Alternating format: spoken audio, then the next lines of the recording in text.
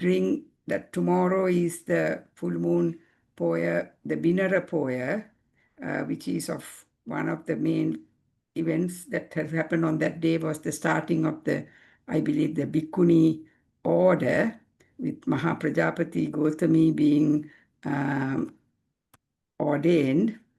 I would like to, just for a minute, just share this slide and for us to just reflect on that, the very, very hard and difficult journey that she too had to traverse. She had to undergo a lot of hardship to reach that and become, get ordained. And she's the first ever in to be ordained as a, and perhaps as a Buddhist nun, as well as maybe any other nun on this earth. And at the same time, closer to in our time, that was in the time of the Buddha, but in our lifetime, we have seen another great noble lady who was very close and used to speak very often at the servants of the Buddha, especially in her lay life, who later, as Venerable Kolonnave Kusuma, became not the first ever, but as somebody has called it, the first again. So, and again, a very, very difficult journey. So let us just reflect on that.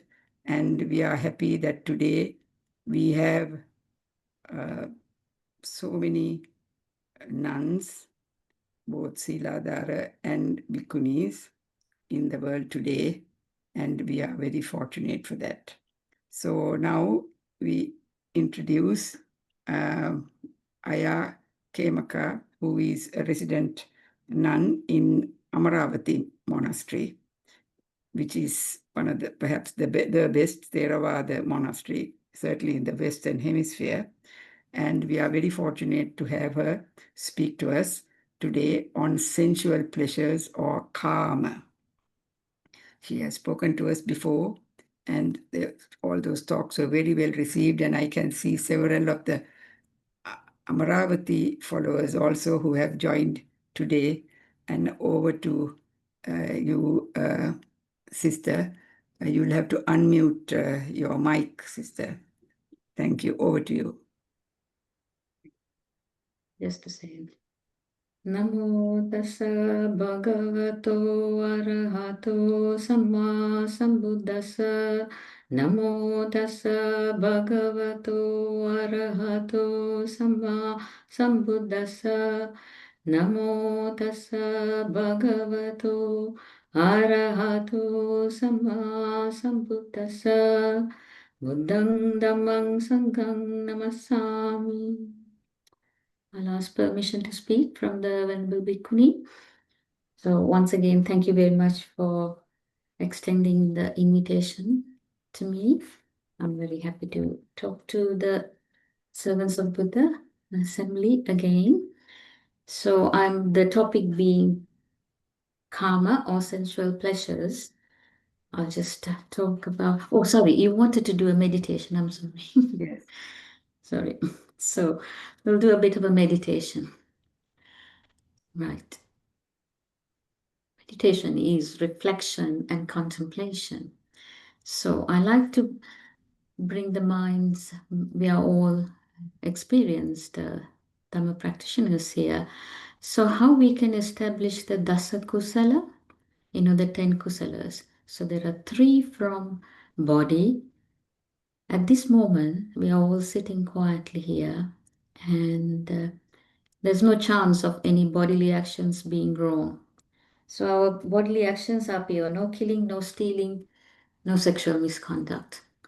And then out of the Kusalas, the other 4 are from the verbal actions. That's lying, harsh speech, tale-bearing, and gossip. So at this moment, everybody is silent. Only I'm talking. So there's no chance for these verbal actions to take place as well. But how about the internal chatter? The mental ramblings that are going on internally? Just check whether they belong to right speech or not. Are they true? Is there harsh speech? Or is there tale-bearing or gossip, internal ramblings that are going on? Just bring the attention inwards to see what's really going on internally, because meditation is bringing the attention inwards, inward reflection. That's why how we can develop the mind. So just check whether the internal ramblings fall into the right speech and free ourselves from these 4 unwholesome verbal actions. Just recognize this is a lie, the internal rambling that's going on. So we can check in this way the verbal actions. So the bodily actions are pure, so the verbal actions can be looked upon and cleared in this way. So then how about the last 3, the mind actions of the Dasakusalas, that's covetousness, ill will, and right view. Just check whether there are any thoughts of covetousness or ill will is there. Being aware of these thoughts of ill will or thoughts of covetousness, and establishing thoughts of renunciation and thoughts of non-ill will. And the last one on the mind action is establishing right view. This is the most important thing for all of us, establishing right view. Well, according to Buddha's teachings, is right view is knowing the 4 noble truths. That's knowledge of suffering, knowledge of the cause of suffering, knowledge of the cessation of suffering, and knowledge of the path leading to the cessation of suffering, the Eightfold Path. And the first factor in that is Eightfold right view. So we can meditate on the Eightfold Path like this way and bringing the attention inwards and establishing right view. And when the right view is established, right thought will follow. That's thoughts of renunciation, thoughts of non-ill, and thoughts of non-harm. So if we sit quietly like this, because when we establish right view like this, what happens is when we cross the road, we normally know we have to look to the left and the right before crossing the road, because we have established that mindfulness in ourselves. That's the practice we have. So establishing right view is like that. Once it's established, the mind can get trained to have right thoughts. So if we sit quietly and contemplate on the Dasakusalas, how we can establish ourselves in these Dasakusalas, ending up by the mind actions of the last one in the mind action, establishing right view. So if we sit quietly for 5 minutes.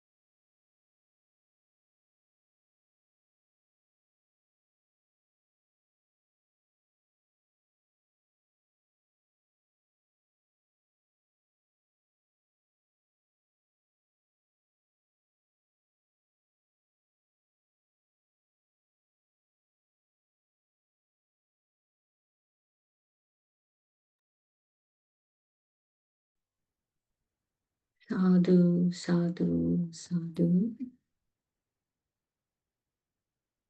Okay, so we settle in quietly. Now we have done a bit of meditation, and so to settle in quietly to listen to about sense pleasure or Kāma.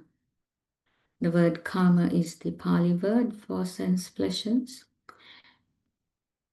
So I've just shared the perspective of what Kāma, the word Kāma means in through Buddhist teachings from a Buddhist perspective. The two main aspects of Kāma, you have the Vatu Kāma and Klesa Kāma.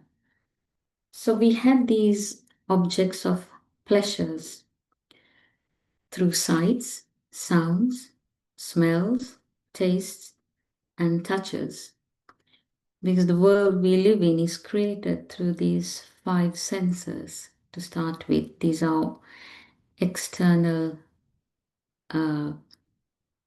sense faculties, the eye, ear, nose, tongue, and body. Eye, ear, nose, tongue, and body, yes. And we have sights, sounds, smells, tastes, and touches. So any object taken in from these five sense doors are objects of pleasure. That's what we think, isn't it? We see pleasant sights, pleasant sounds, pleasant smells, pleasant tastes, and pleasant touches. On account of these objects, then the Klesa Kāma is created. These are the defilements that arise in the mind. On account of this object of pleasure that we have come across with using the five external sense doors, the defilements are created in the mind for these objects.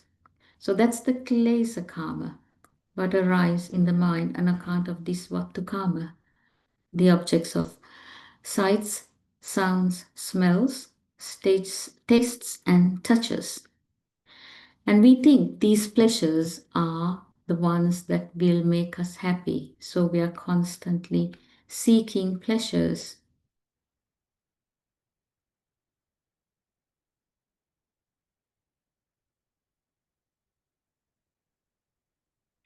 We're constantly seeking pleasures, thinking these will make us happy.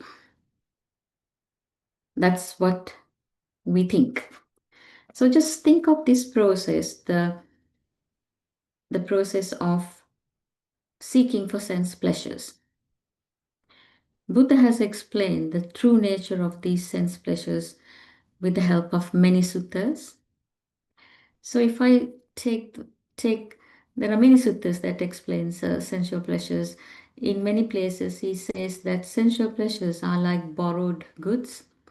That is, it's like being in debt. When we have borrowed something, we know we have to return it at some point.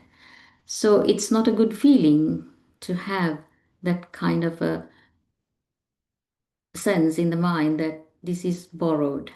So that's the true nature of these sense pleasures. And if you take and Buddha explains so much in so many places, in so many suttas, with so many similes. So if I take the Māgandhya Sutta, that's a very important one to talk about sense pleasures, because he talks about, in that sutta, he talks about a leper. A leper whose wounds are infested. So this the leper has all his wounds infested, itching and scratching, and it's very painful. All the wounds are infested. And what the leper does is the leper sits by the charcoal pit. The charcoal pit gives and burns these wounds with charcoal, because that warmth, it's a temporary relief from the itching and the scratching. So the leper will sit by the charcoal pit and put this charcoal on the wounds to have a temporary relief. And then, seeing this predicament, the relations and the friends of this leper, seeing this predicament, take this leper to give this leper medicine, and the leper is cured of his leprosy.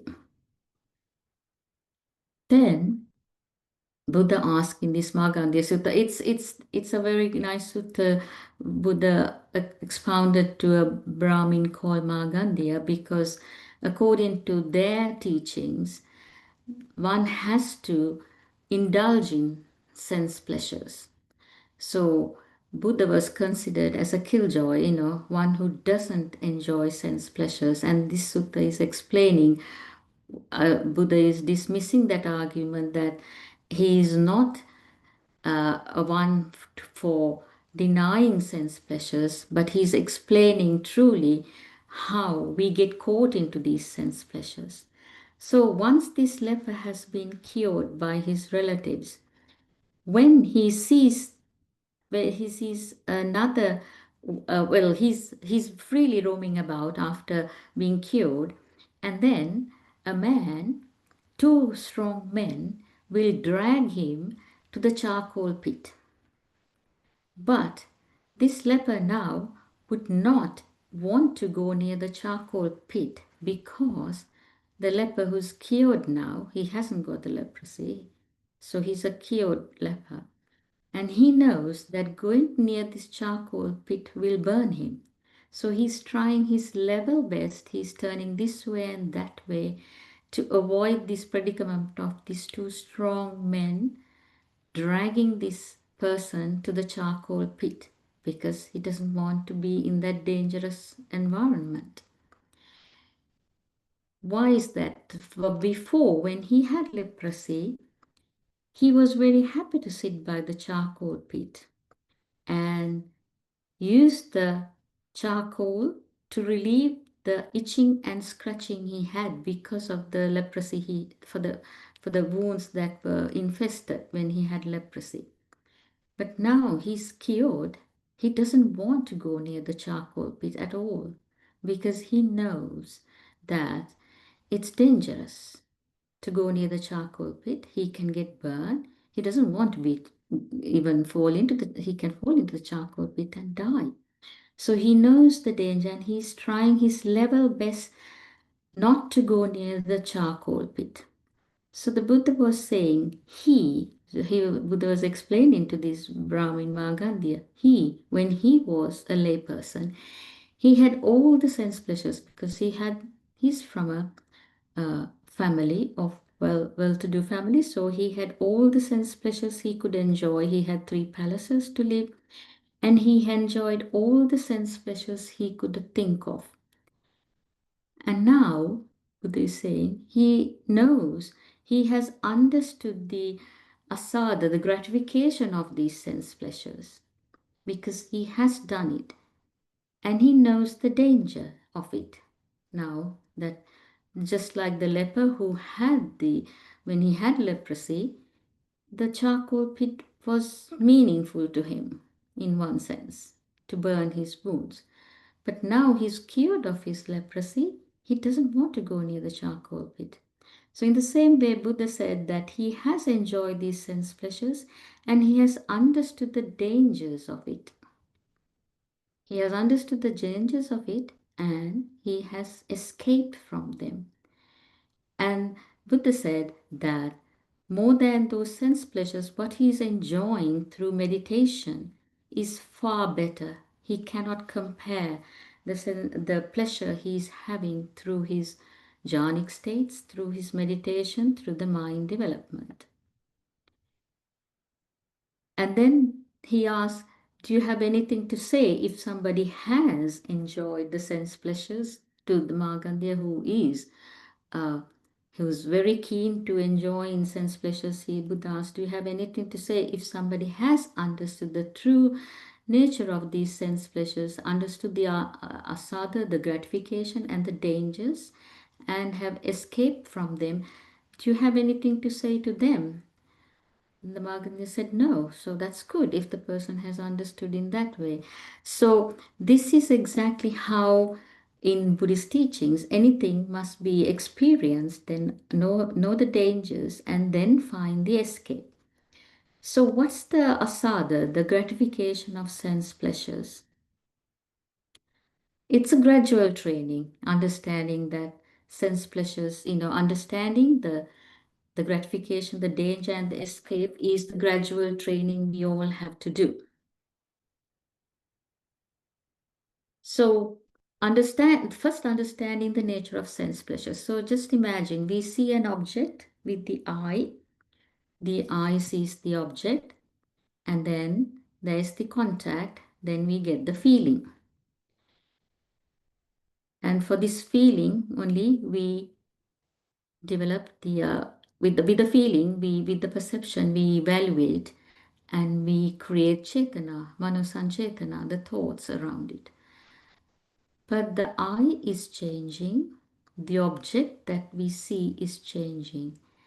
And how can there be a contact which can bring us long-lasting pleasure? This is exactly what Buddha was trying to explain. Yes, there are pleasures. I mean, you can't say there are no pleasures in life. Of course, there are pleasures in life. There's good music, sights, but will that give us long-lasting happiness? No, these sensual pleasures provide us a temporary happiness, but they shouldn't be the focus of our life, because that can't lead to lasting peace.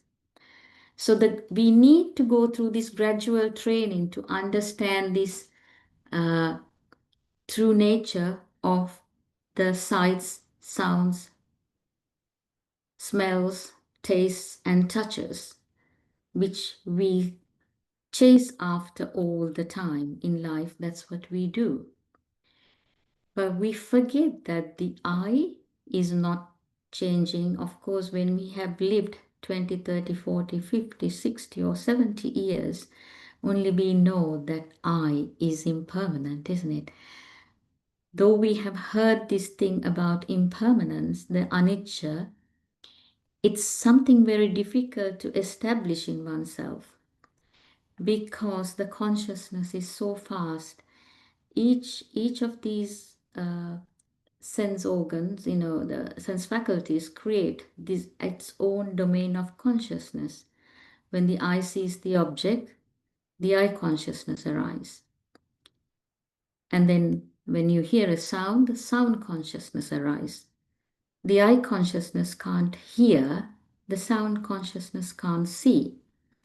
It happens so quickly. The mind is so diverse, that's why the mind is so diverse, that it happens so quickly that we have this wrong perception of the impermanence. Because that's the distorted perception the leper had as well, isn't it? When he was suffering from leprosy, the charcoal pit was very helpful for the leper, because that helped to the burning charcoal pit. The burning charcoal cured his wounds temporarily, the itching and not the cured. It relieved him from the itching and the scratching temporarily.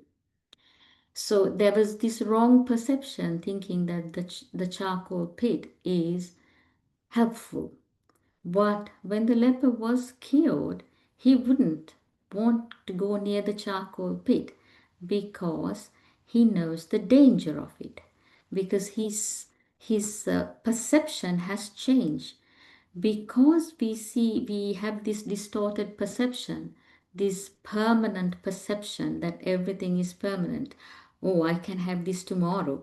It will be available I can have it every day to make me happy. That's the kind of way we look at things. We don't enjoy things then and there, If we can enjoy things, yes, there's things to be, when we eat something, we can enjoy the taste of the food, and it's for the sake of maintaining this body. But what happens is, our mind remembers the past experiences. We make a record of this in the mind. Oh, I can have it tomorrow. I can have it even more. I can make it even more tasty tomorrow, add another ingredient and make it tastier. So we are constantly trying to improve this taste rather than understanding this is a taste that has arisen on just the food touching the tongue. The taste buds will say, oh, it's tasty. Then this feeling that we get on account of this food taste touching the tongue, saying it's very tasty, on account of that feeling, we create the chetana, or we create a lot of thoughts how it can be done, make it tastier. So we add all the nama rupas, we add all kinds of things, we create stories how it can be made tastier, how I can have it tomorrow, day after tomorrow. It's we remain holding on to it, the five khandhas. This is how the clinging to five khandhas happen. We are not seeing this as a feeling that has arisen on account of that, but when that feeling dies, it dies. Everything arises and ceases in the mind. Whatever is constructed in the mind arises and ceases. So we are heavily investing on something that arises and ceases in the mind. So naturally, the dukkha is very much created in the mind because of investing so much in something so impermanent for our long-lasting happiness. So this is if just once we understood the gratification, we need to understand the danger of it. How this the dangers of sensual pleasures, what sensual pleasures are all about, and the danger of it. So that we need to understand very well how the danger arise, understanding the danger of sensual pleasures. So the dangers of sensual pleasures is, imagine, we have, if you take an example, social media or something like that, using social media. Yes, it's very much a thing in the present. There's so much entertainment, connection with friends, information sharing. It's it's available at the touch of a button, or you just touch the screen and we are bombarded with a lot of information, and we get to know whatever happens at the other end of the world within seconds. So all this entertainment and connection and information sharing, is it really? Yes, it gives us little happiness when we know, oh, I know everything that's happening at the other end of the world. But what's the benefit of it? Think of the dangers. All this information, will that take us away from samsara? If it's not Dhammic information, it's all this information. Our minds are full of all this information, But does that take us away from the samsara? No. What happens is, when we know this info, it's a time waste, isn't it? I mean, I know that because when you watch YouTube Dhamma talks or something, there's a whole on the side. They put a whole lot of other stuff that can be seen on the same channel or whatever, to entice the people to click into those and watch them as well. So sometimes people end up wasting so much time watching all the clips that have been shown to us on account of watching this one talk, and the time is wasted. And then what happens, it's like, when the comparison starts with this, isn't it? Because we know, if we have a small car, we feel, oh, well, I'm inferior, I need a car better than this. So all this comparison happens because of this entertainment and all this information that's available, comparing with one another, you know then our attachments even get bigger and bigger. There's enough attachments as it is. That's why we are roaming in samsara, isn't it? And what we do is we add more stuff to it. And there's mental agitation, isn't it, with adding more stuff? Because if we taste something, if we experience something today, if we taste something today, we like to, we experience this new taste, and that's something added to our like collection, our bank accounts. It's like having a bank account or a piggy bank, or put collecting things in this piggy bank, putting a coin. Oh, I like, that's another attachment, that's another liking we have. So every time we get this information, every time we have something new, something to do, we are adding to our bank account, which keep us in samsara. So when we keep adding things to these into the bank account or the piggy bank or whatever we call it, at the time of death, there's so many things that we have collected, isn't it? Or which we haven't done yet, or which we want to do more.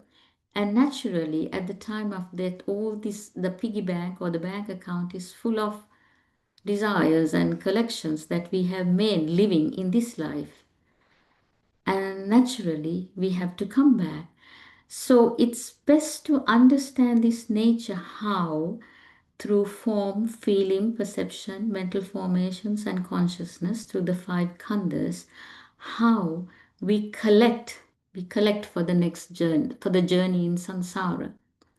When we see something, we welcome it, we remain holding on to it, and that's how the upadana, we cling to it so much that the bhava, the becoming happens. So one has to come back again. So understanding this, taking delight in something and how we welcome it and remain holding on to it, this is the must have thing. I must have this. This is the thing that will make me happy. And we chase for it. Sometimes these desires, these attachments could be big ones, maybe wanting a big house, or we move from country to country. I mean, I have done the same. I have to say, I was born in Sri Lanka, now I'm here. We move from country to country to better ourselves.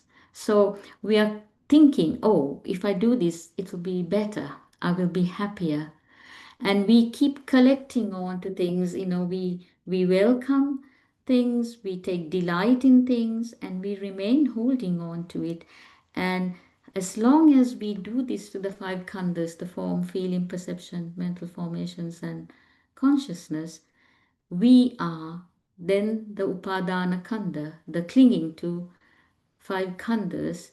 And what through that, what we are doing is we are collecting things for our journey in samsara.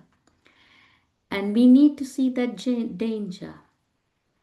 When we see that danger, that's what Buddha said, that he had seen this danger. He had the pleasures, he knew the danger, and he found the escape. The asada, adinda, the nisarana is the escape. That's mindful usage of items. It's not that Buddha didn't, he's not a, as Gandhi was saying, it's not that we all have to give up everything. Well, the renunciation is a good thing. I can say that it has its advantages being able to renounce.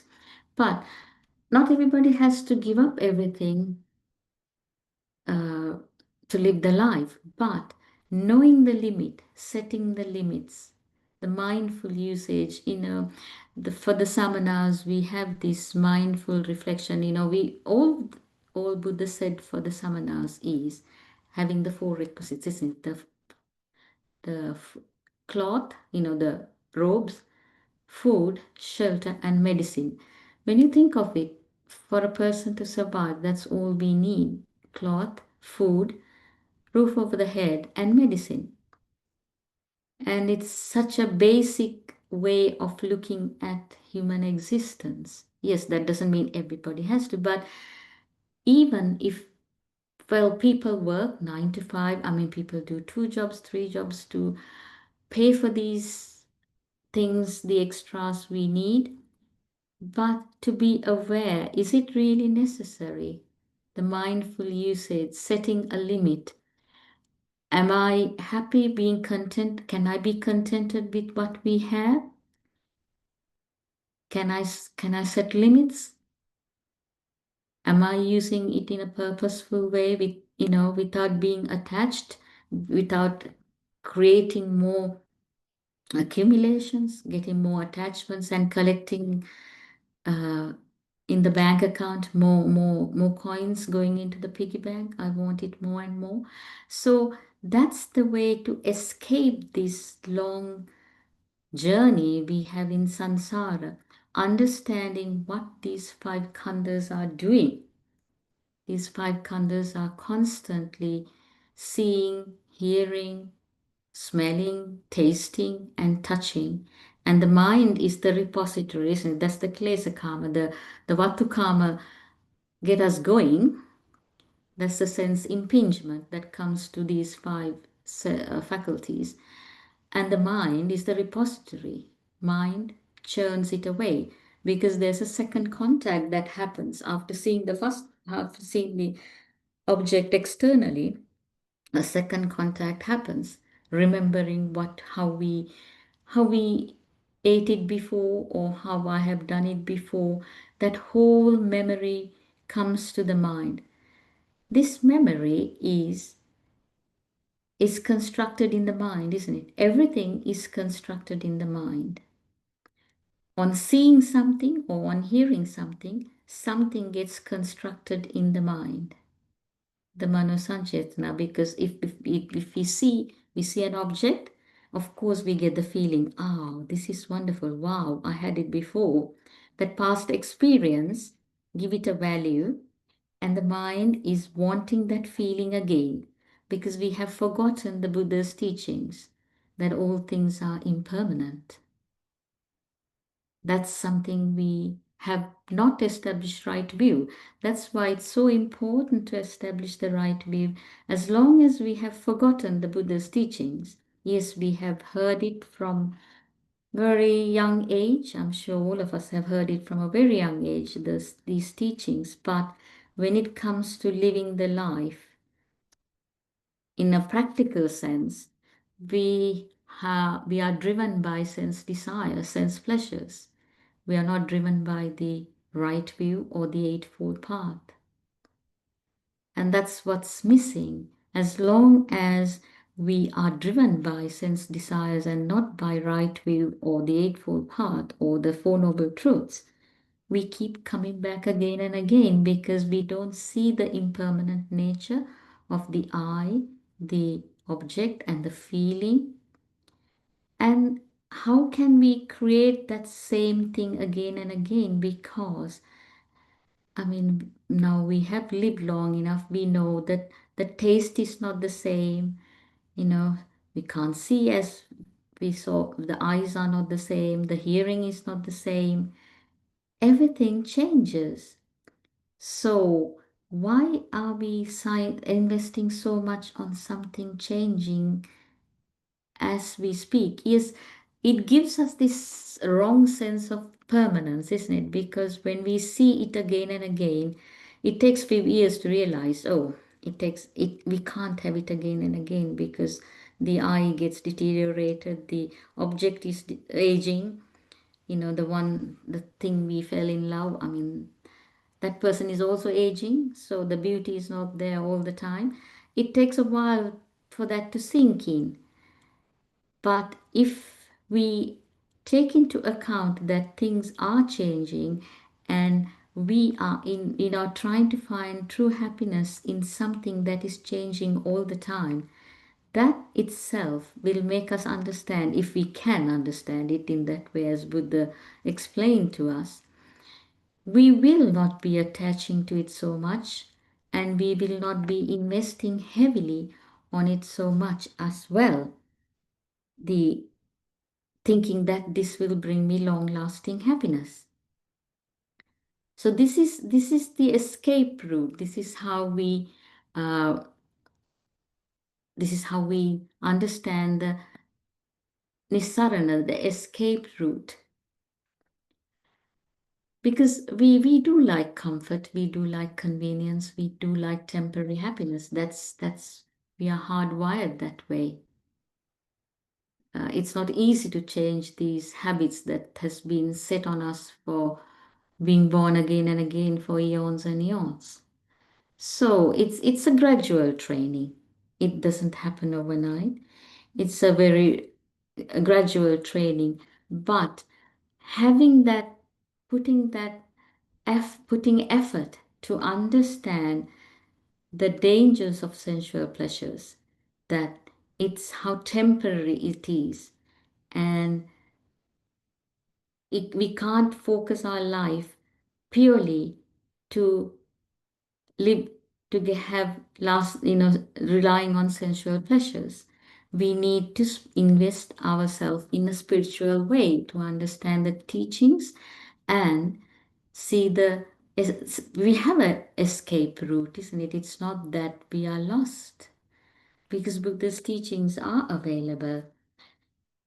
Buddha's teachings are available now because we are so fortunate that it's available now for all of us to use them even now. So having that restraint with the eye, the ear, the nose, the tongue, and the body and the mind, it's this restraining aspect. Once we learn how to restrain these sense faculties, what the happiness that comes afterwards is far higher than what we get from sense pleasures. That's why when the leper was cured, the leper didn't want to go near the charcoal pit anymore, because the leper knew being cured of it is very pleasant, and there's no need to burn, or there's no need to go near a burning charcoal pit. So seeing that these sense pleasures are, seeing them as they are, the true nature, the danger of these sense pleasures, we also can apply the escape route of finding the true nature of it and being able to understand the mind development that can happen through meditation, and that pleasure is far greater than the sense pleasures one has in through these objects, the Kāma, the sights, smells, sounds, tastes, and touches, or ideas, mind objects. We can really get lost in our thoughts, daydream, and do all kinds of things, thinking this will, the mind can be very agitated at times, thinking about things so much. So that's the way to kind of understand how to overcome the sense pleasures, the attachment we have for these sense pleasures. And in other suttas, Buddha also brought a simile in the Potaliya Sutta, that sense pleasures is compared to a bone without meat. That is, a hungry dog comes near a butcher shop, and the butcher throws a bone with no meat, blood smear bone without any meat to this dog, and this dog can smell this bone. Can smell the blood, so he thinks, oh, this will be tasty, and he keeps gnawing and biting into the bone, hurting himself with the teeth because there's no meat.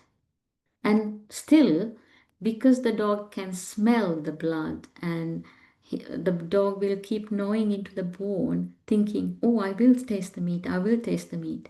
So that's the true nature of sense pleasures, isn't it? It's like a thirst. It's like drinking salt water. It's called the thirst, isn't it? Tanha is thirst. It never satisfies. We want it again and again and again. We go for the same feeling. We like to create the same feeling. We are so caught up in these feelings, we welcome the feeling and we want to have it.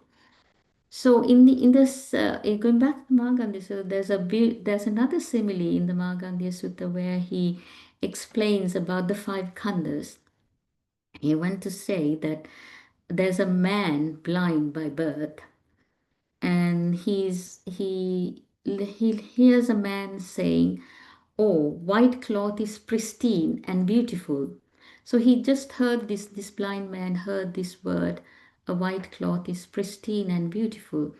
So he thought, "Oh, I'll have this white cloth which is pristine and beautiful." So he went round looking for a white cloth which is pristine and beautiful. So the trickster wanted to trick this blind man, knowing that he can't see. So this trickster gave this blind man a soiled, dirty cloth, saying, "Here, man, here's a white, pristine cloth, have it." So this blind man had this dirty, soiled cloth around him, walking around saying, "Oh, I'm wearing this beautiful, white, pristine cloth."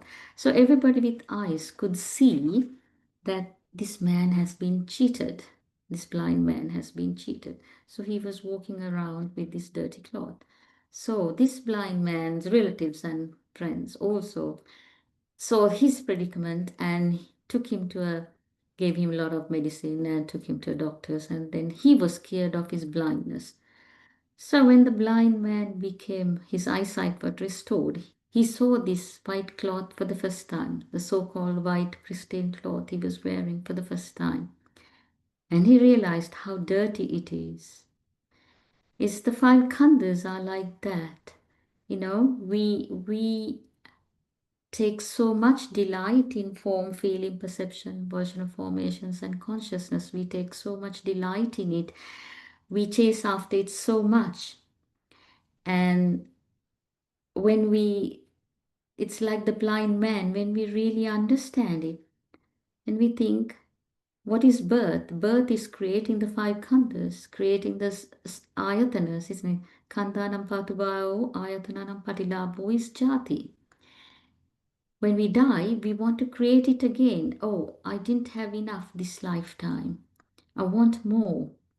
So when death comes, there's more to be done. So we create the 5 khandhas and the 6 sense organs again and again and again. We are like this person who had this dirty cloth as a blind person. Because the Buddha said, this Dhamma is for the one who knows and one who sees. If you see the Sabbasava Sutta, it says, this Dhamma is for the one who knows and one who sees.